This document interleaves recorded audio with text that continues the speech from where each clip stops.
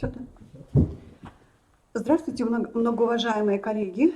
Позвольте вас познакомить с образовательным проектом «Общероссийская олимпиада школьников. Основа православной культуры». Сегодня мы ее представим совместно со Свято-Тихоновским православным гуманитарным университетом. Эта олимпиада проводится с 2008 года Православным Свято-Тихоновским гуманитарным университетом по благословению Святейшего Патриарха Кирилла при поддержке Министерства просвещения Российской Федерации, Российского совета олимпиады школьников,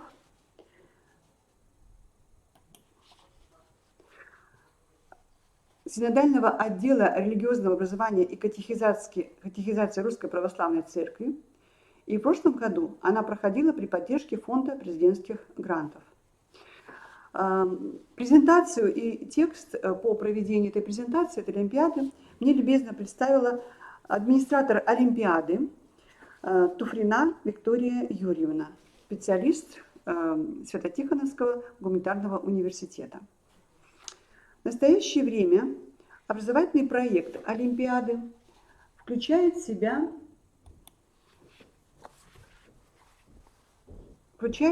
три олимпиады.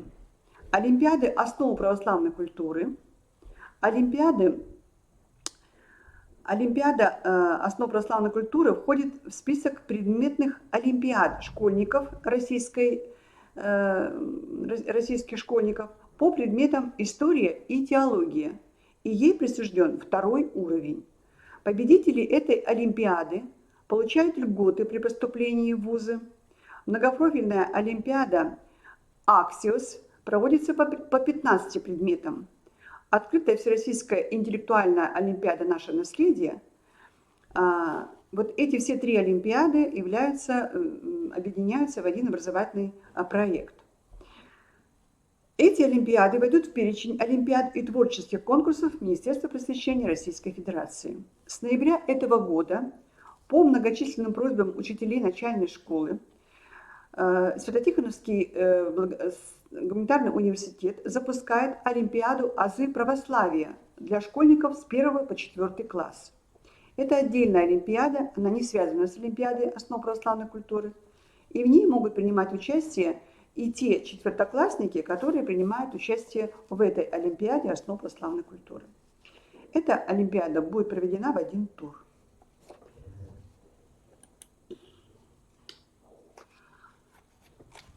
Олимпиады «Основы православной культуры», «Наше наследие» и многопрофильная олимпиада «Аксиос» войдет в перечень олимпиад и творческих конкурсов Министерства просвещения Российской Федерации.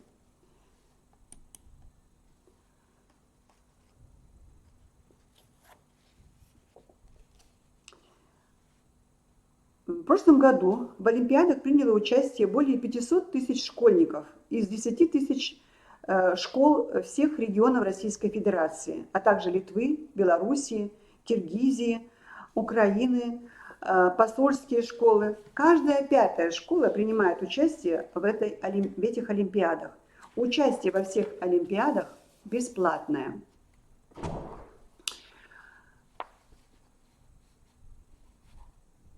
Вы видите, что в 12-й олимпиаде «Основы православной культуры» могут принять участие на добровольной основе учащиеся 4-11 классов. Олимпиада проводится по комплексу предметов, связанных с изучением истории и культуры православия. Этапы олимпиады проводятся по заданиям, составленным на основе общеобразовательных программ, реализуемых на ступенях основного общего и среднего полного общего образования. С 2012 года задания готовятся по курсу «Основы религиозной культуры и светской этики». Не только по модулю «Основы православной культуры», но и светская этика. Значит, и те классы, которые занимаются по светской этике, они тоже могут принять участие в этой олимпиаде. Ежегодно основной блок заданий регулярного тура по основам православной культуры снабжается комплексом видеоответов. Темы олимпиад по основам православной культуры в 2019-2020 учебном году такие. Вот вы видите эти темы на слайде. Эпоха святого князя Александра Невского. В 2020 году празднуется 800-летие со дня рождения святого князя Александра Невского. И поэтому примерное содержание темы: воинский подвиг, защита веры и отечества, святые и несвятые современники князя из князей, мирян, духовенства, княжеская семья, почитание и храмы, связанные с его именем. Вот круг этих тем будет, на эти темы будут составлены вопросы. Красной нитью в заданиях Олимпиады пройдет тема 28-х международных рождественских образовательных чтений. В этом году они проводятся под темой «Великая победа, наследие и наследники». Тема связана, как вы видите, с 75-летним юбилеем победы Великой Отечественной войны. Также вы видите на слайде и локальные темы. Соловки, прошлое и настоящее. В 2020 году празднуется церковью 300-летие представления преподобного Иова Анзерского. Тема связана с новомучениками, пострадавшими за Христа на архипелаге.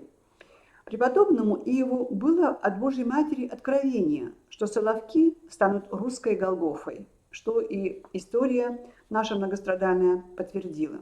Но сама история монастыря интересна и до страшного 20 века.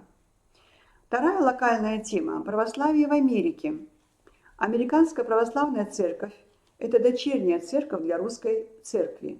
Тема года включает в себя такие аспекты: история американской миссии, появление и распространение православия в Америке, подвиг русских миссионеров и святителей, русские монастыри в Америке.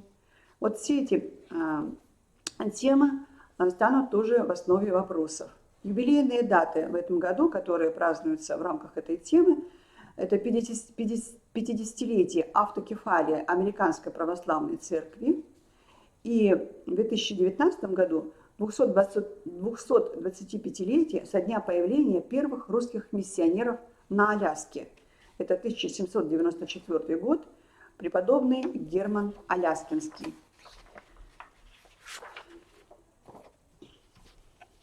Таким образом.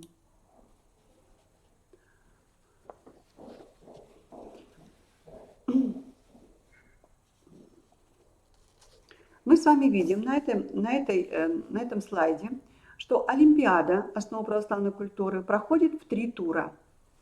Школьный первый тур, первый этап с сентября по примерно конец октября, а до 10 ноября необходима загрузка уже до 30 октября подача заявок, а до 10 ноября загрузка уже результатов школьного тура.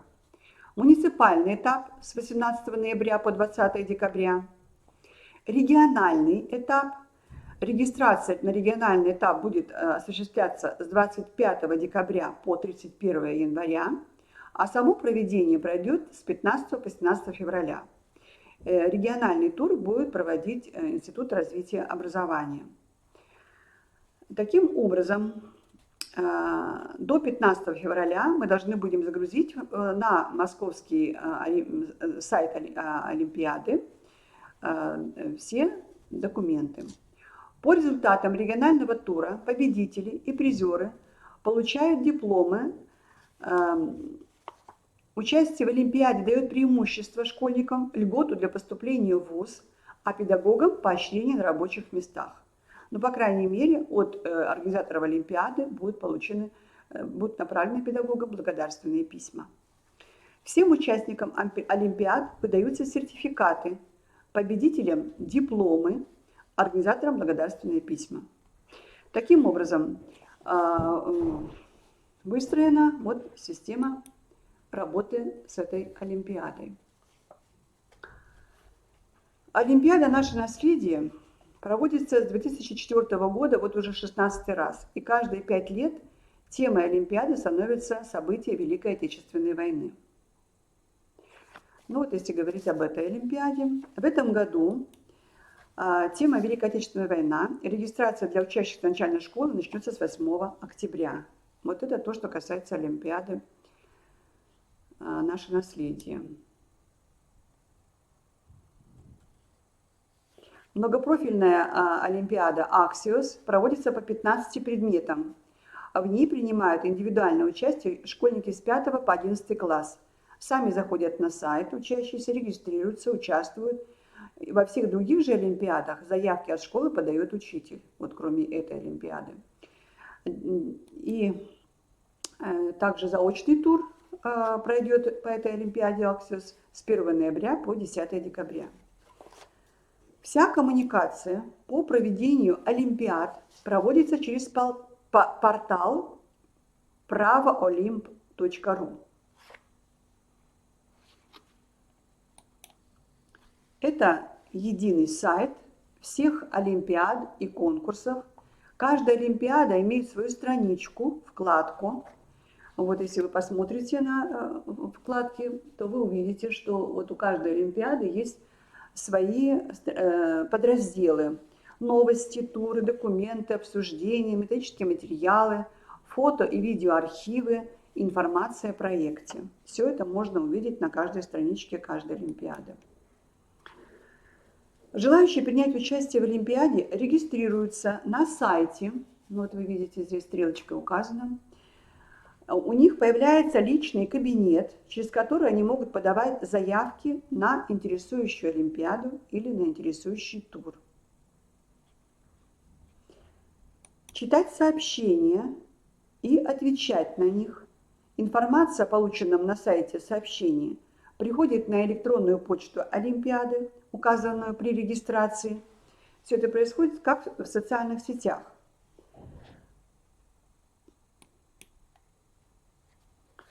Подать заявку на интересующую олимпиаду и тур можно через личный кабинет. Также можно подать заявку и со страницы самой олимпиады.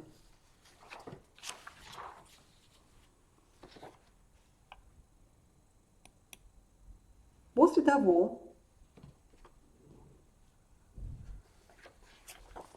как будет проведена олимпиада, необходимо будет загрузить результаты можно через личный кабинет по указанной форме, а лучше это делать, прикрепляя файл в XL формате. Вот здесь как раз показано, как это все происходит: подача заявки, получение заданий, загрузка результатов, скачивание дипломов, благодарственных писем. Все это реализуется через сайт, а не через электронную почту. Заявку на школьные туры подает представитель от каждой школы. Директор ли, завуч ли, учитель ли ОПК или ОРКС. Это решается все на школьном уровне. На муниципальные туры подают заявку представители управления образования или методических центров кабинетов. После подачи региональный тур подают уже представители институтов повышения квалификации. То есть в данном случае наш Коми Республиканский институт образования будет подавать заявки на региональный тур. После подачи заявки на любой тур она модерируется методистами олимпиады, проверяется, кем подана. История заявок от школы проверяется. После прохождения модерации в личном кабинете подавшего заявку появляются задания и ключи к ответам. Для этого нужно войти в свой личный кабинет, «Мои заявки» и выбрать олимпиаду. Найти свою заявку. Вот, еще раз, подаем заявку. Затем, как она подается, зайти в свой личный кабинет, раскрыть свой личный кабинет, «Мои заявки», выбрать олимпиаду, найти свою заявку, раскрыть подробности заявки для проведения тура. Необходимо распечатать задание в нужном количестве. Если у вас, например, участвует в школьном туре, 15 человек, то вы на нужное количество, на 15 человек, распечатываете задание. Задания на электронную почту не высылаются во избежание их недобросовестного использования. После проведения тура на местах и самостоятельной проверки заданий по ключам необходимо будет загрузить результаты на сайт Олимпиады до 10 ноября. То есть в течение октября вы проводите, заканчиваете школьный этап, и у вас должно быть сколько-то дней остаться, чтобы вы до 10 ноября успели загрузить результаты в Excel формате.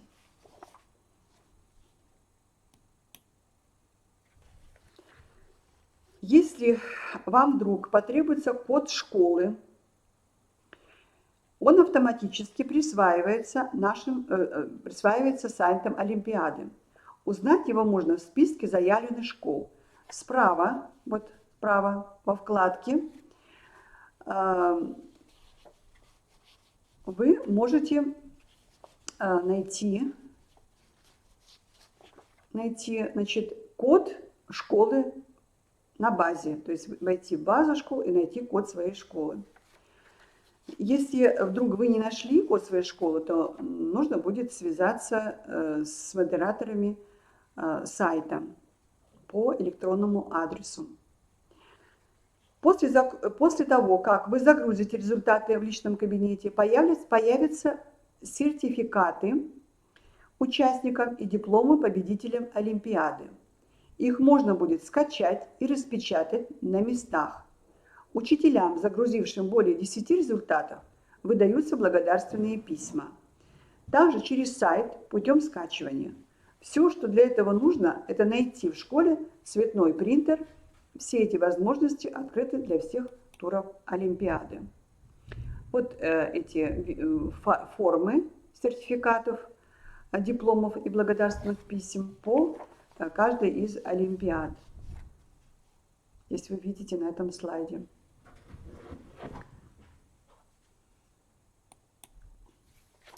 На этом слайде показана статистика участия школ Москвы по округам в прошлом учебном году. И последнее, что бы хотелось отметить, о методическом наполнении сайта. На сайте в разделах «Методические материалы», «Тесты», «Методические материалы по урокам основ православной культуры» каждый желающий может ознакомиться с архивом заданий прошлых лет, материалами для подготовки. Вот здесь, конечно же, очень важно, поскольку перед тем, как провести первый школьный тур Олимпиады, естественно, нужно детей погрузить в ту тему, ту тематику, по которой будет проводиться Олимпиада, и попробовать с ними посмотреть, порешать задания прошлых лет. Вот все эти материалы вы можете найти как раз в архиве методических материалов, в архиве заданий, которые были по прошлым годам, и попробовать с ними, по этим заданиям потренироваться. Таким образом, в течение, допустим, 2 недель можно выработать у ребят представление о том, как проводится Олимпиада, каким образом они должны будут отвечать на вопросы, какие вопросы, чтобы у ребят было уже какое-то погружение в тему и представление о том, что он должен сделать по заданию Олимпиады.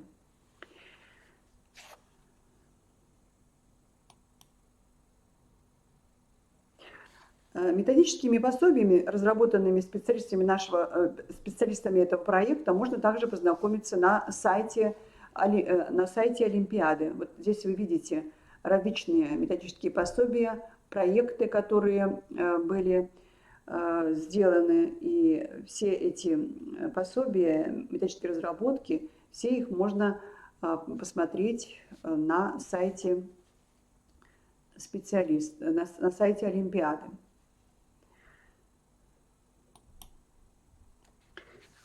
Кроме того, вы можете и какие-то методические пособия приобрести. Вот здесь вот, например, вы видите тетрадь к учебнику Андрея Кураева по основам православной культуры. Его можно приобрести в интернет-магазине издательства Православного Свято-Тихоновского Богословского университета по указанной ссылке. Эта ссылка указана. И все это можно здесь найти.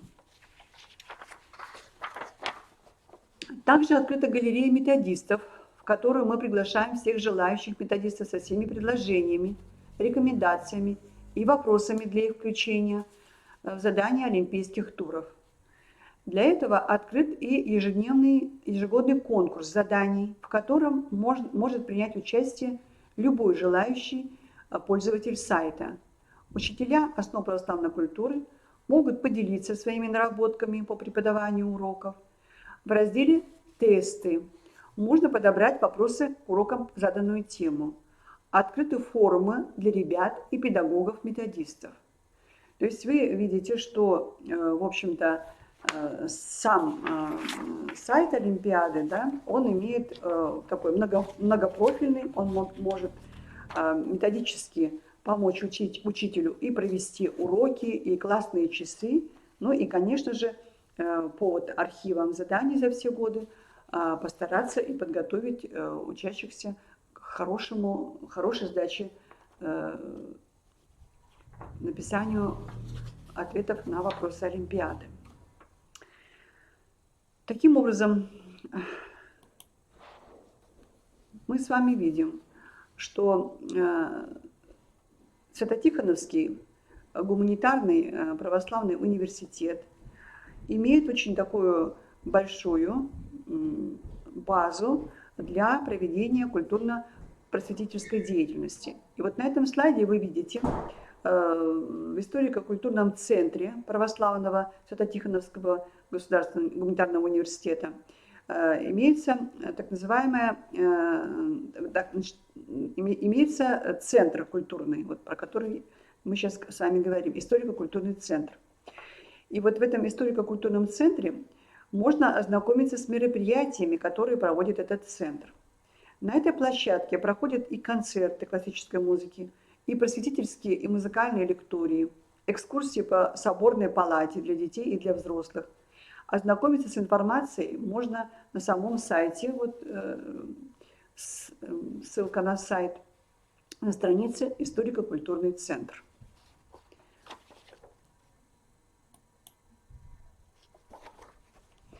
Олимпиада школьников, Общероссийская олимпиада школьников по основам православной культуры может стать важным событием для каждой школы и для каждого района в деле духовно-нравственного воспитания и развития школьников.